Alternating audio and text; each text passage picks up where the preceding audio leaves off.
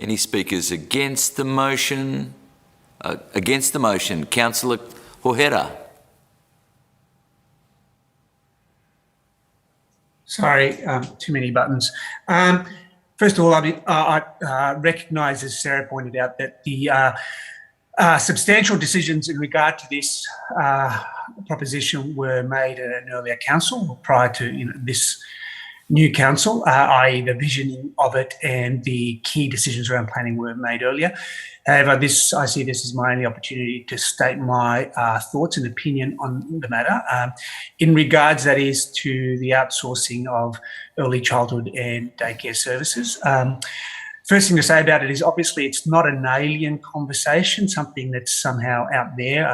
We all know of the number of councils out of the 79 councils here in Victoria who do have numerous council-owned and run, rather than outsource, childcare and early childhood learning services, including very nearby where actually we're seeing the expansion of such services, like in Moonee Valley, where they are taking on new council-owned and run services.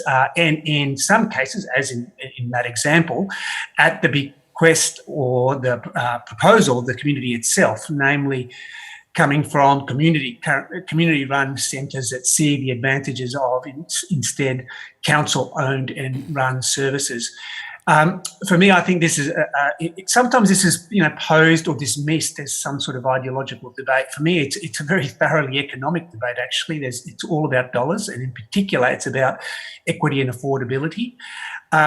We're all aware, and in fact, all councils do undertake some level of public interest test. It's an important part of these sort of decisions.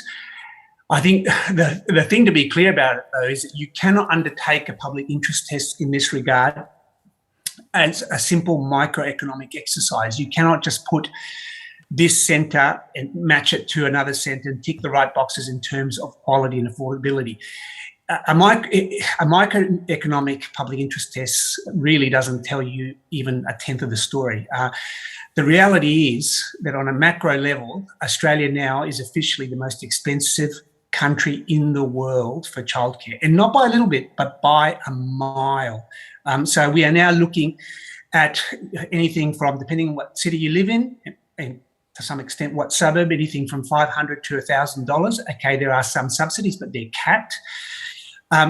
You compare what an average Melbourne family is paying, which according to the OECD now is by far the highest in the world, and we're paying up to 16% of our household income on childcare services.